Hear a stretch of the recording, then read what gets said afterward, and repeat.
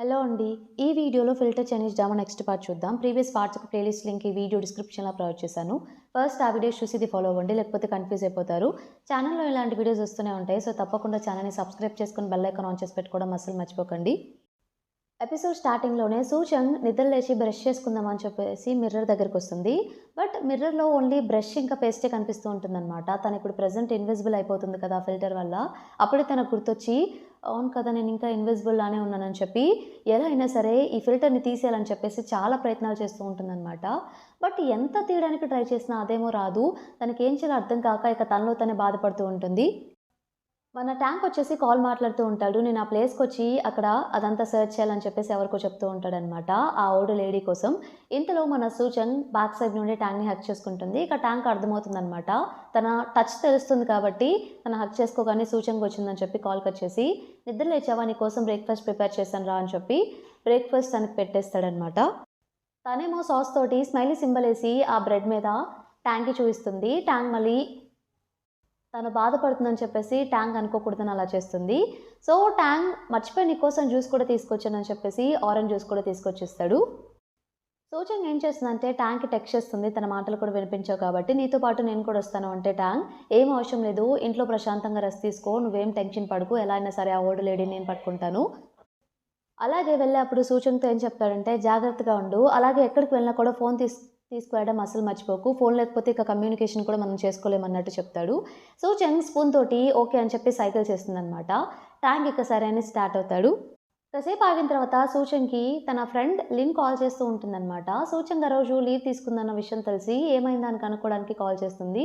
సూచంగ్ lift చేసి మాట్లాడుతూ ఉంటే ఇప్పుడు తన మాటలు కూడా వినిపించవు కాబట్టి లిన్ సూచంగ్ మాట్లాడుతున్నా కూడా "హలో సూచంగ్, ఏంటి ఏం మాట్లాడట్లేదు" అని చెప్పేసి అరుస్తూ ఉంటుంది. అప్పుడే సూచంగ్‌కి అర్థమవుతుంది. అవును, నా మాటలు వినిపించవు కదా అని చెప్పి కాల్ కట్ చేసి టెక్స్ట్ చేస్తుంది. "నేను బానే ఉన్నాను" అని చెప్పేసి. ఇలా లిన్‌ని ఒక క్వెషన్ అడుగుతుందనమాట. సడెన్‌గా ఒక మనిషి ఇన్విజిబుల్ అయితే రీజన్ ఏమై ఉంటుందని చెప్పేసి, "నువ్వు బుక్స్ రాస్తూ ఉంటావు కదా! సో, ఆ బుక్‌లో నార్మల్‌గా నీకు ఐడియా ఉంటుంది కదా! రీజన్స్ ఏమై ఉంటాయంటే, నార్మల్లీ మన కార్టూన్ బుక్స్‌లో ఎలా రాస్తామంటే, ఏవన్నా సరే ఇన్విజిబుల్ ఐటెమ్స్ తింటే అలా అయిపోతాం అన్నట్టు రాస్తూ ఉంటాం" అన్నట్టు లిన్ చెప్తుంది. ఈ ప్రాబ్లమ్ సాల్వ్ చేయాలంటే ఏం చేయాలి అంటే లిన్, ఈ ప్రాబ్లమ్ సాల్వ్ చేయాలంటే ఫస్ట్ ఎవరైతే ఇన్విజిబుల్ అయ్యారో వాళ్ళే ఇనిషియేట్ తీసుకొని వాళ్ళ ప్రాబ్లమ్ వాళ్ళే సాల్వ్ చేసుకోవాలి అన్నట్టు తను చెప్తుంది. లిన్ ఇలా కూడా అడుగుతుందనమాట. "ఎందుకు ఇలాంటి పిచ్చి క్వెషన్స్ అడుగుతున్నావు? ఏమైంది నీకు?" అని చెప్పేసి. "ఏం లేదు, ఊరికే అడిగానని" చెప్పేసి. సూచన ఏమనుకుంటుందంటే, ఇలా కాదు నేనే స్టార్ట్ అవ్వాలి.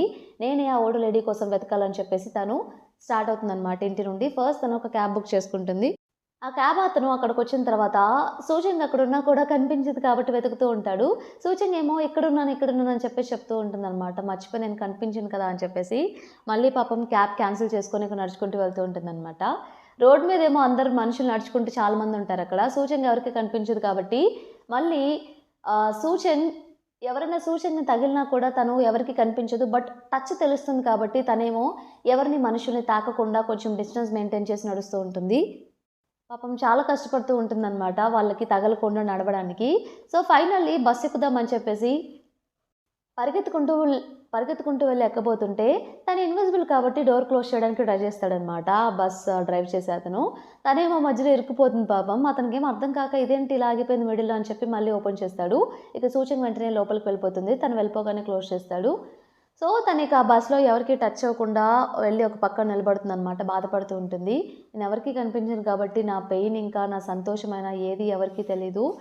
ఇలాంటి లైఫ్ ఎందుకు అన్నట్టు పాపం బాధపడుతూ ఉంటుంది.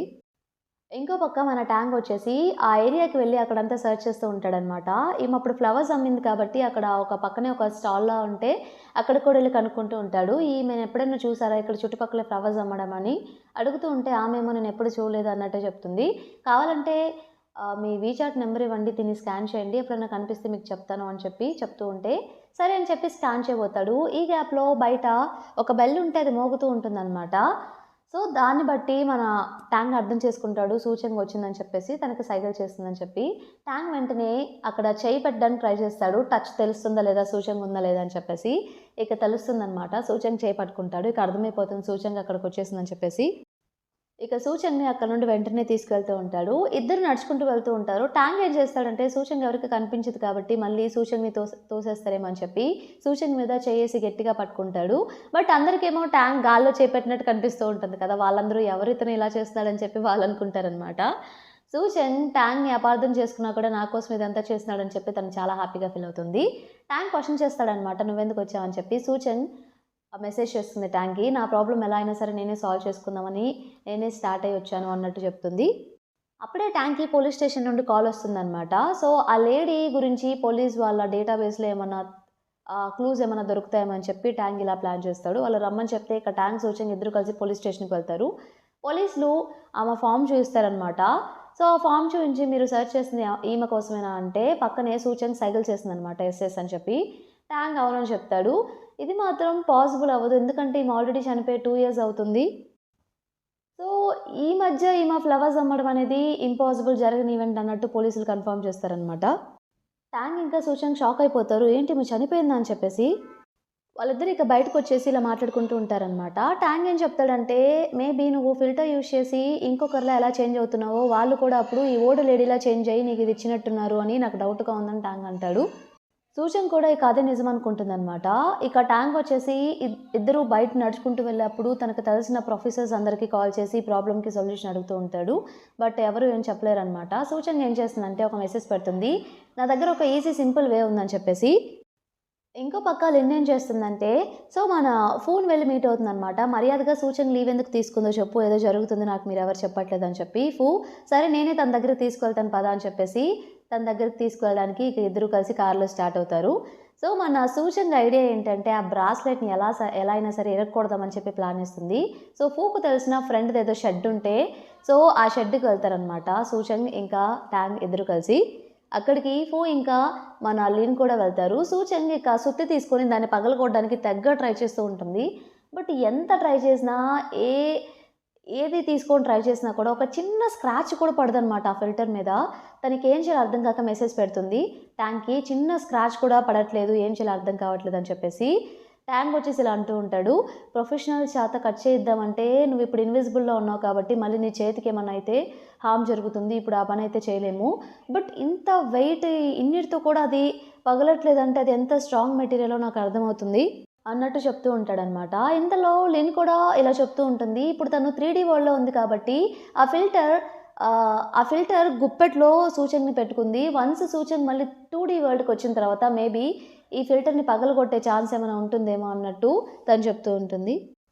ట్యాంక్ వచ్చి సూచంగ్‌ని నిజం చెప్పు నీ చేతికి ఏమైనా గాయమైందా అంటే సూచంగ్ అవునని చెప్తుందనమాట. పద నేను నీకు మెడిసిన్ కొనిపిస్తానని చెప్పేసి తనని బయటకి తీసుకెళ్ళి ఒక టేబుల్ దగ్గర కూర్చోమని చెప్పేసి నువ్వు ఇక్కడే ఉండు నీ మీద నా కోటేస్తాను అప్పుడు ఎవరు వచ్చి పొరపాటున ఎవరు లేరని చెప్పి కూర్చోకుండా ఉంటారని చెప్పేసి తన సూట్ వేస్తాడు. సో సూట్ వేసి లోపలికి వెళ్తాడనమాట. టాబ్లెట్స్ ఏమైనా తీసుకొద్దామని చెప్పేసి తన చేతికి గాయమైంది కాబట్టి.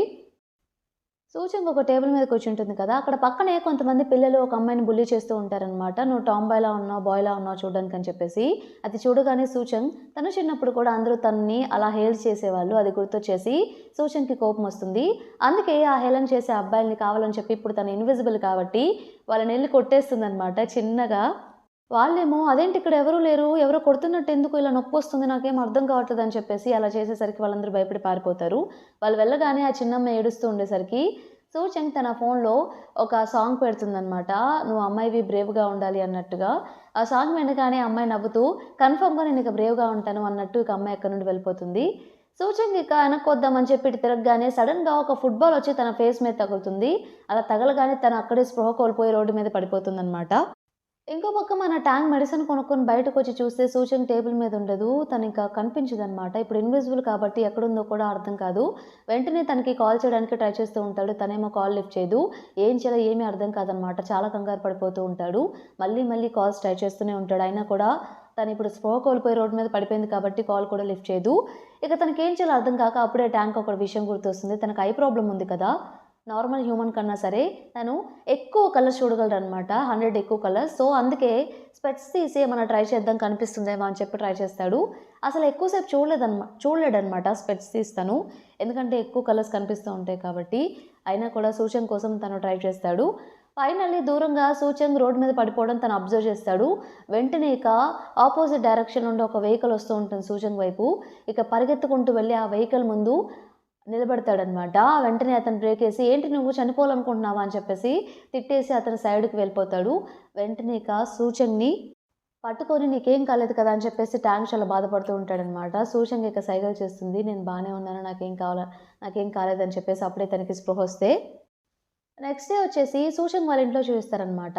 ఈ వాంగ్ ఇంకా కొంతమంది సూచంగ్ డిపార్ట్మెంట్‌లో తను లీవ్ తీసుకుందని చెప్పేసి హెల్త్ బాలేదేమో అని చెప్పి తనని విజిట్ చేద్దామని ఒక ముగ్గురు సూచంగ్ వాళ్ళ ఇంటికి వస్తారనమాట. లోపలికి రాగానే సూచంగ్ ఎక్కడుంది? రూమ్‌లో ఉందా? లేకపోతే హాస్పిటల్‌లో ఉందా? తనకి సిక్‌గా ఉందని చెప్పి మేము విజిట్ చేయడానికి వచ్చామన్నట్టు వాళ్ళు చెప్పగానే సూచంగ్ వాళ్ళ పేరెంట్స్, "అదేంటి తను బిజినెస్ ట్రిప్‌కి వెళ్ళింది కదా! మీ అందరూ ఒకే డిపార్ట్మెంట్ కాదా? మీరు వెళ్ళలేదా?" అని చెప్పేసి క్వెషన్స్ అడుగుతూ ఉంటుందనమాట. బిజినెస్ ట్రిప్ ఏం లేదు. మేమేం వెళ్ళలేదే అన్నట్టు వాళ్ళు చెప్తారు. ఇక వాళ్ళకి డౌట్స్ స్టార్ట్ అవుతాయి. తను ఎక్కడుందో అర్థం కాదు. ఇంకో పక్క సూచన్ ట్యాంక్ వాళ్ళ ఇంట్లోనే ఉంటుంది కదా! సో, తను చిప్స్ తింటూ ఉంటుందనమాట. తను ఇలా అనుకుంటూ ఉంటుంది.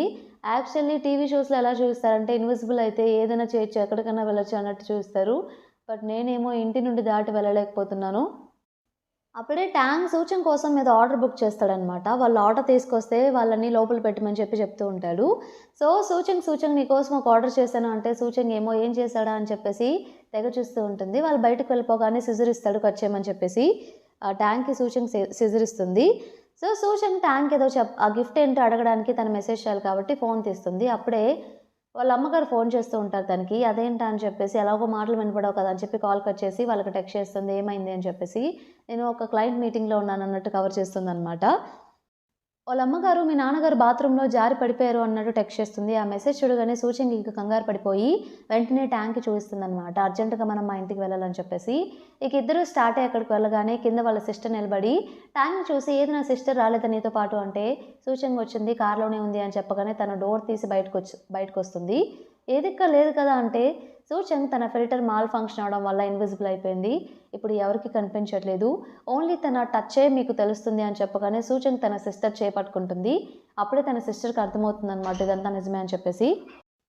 ఇంతటితో మనకి ఎపిసోడ్ కంప్లీట్ అయిపోతుంది. ఈ ఎపిసోడ్ మీకు నచ్చిందనుకుంటున్నాను. నచ్చితే తప్పకుండా ఛానెల్‌ని సబ్స్క్రైబ్ చేయండి. అలానే వీడియోని లైక్ చేయండి. Thank you for watching.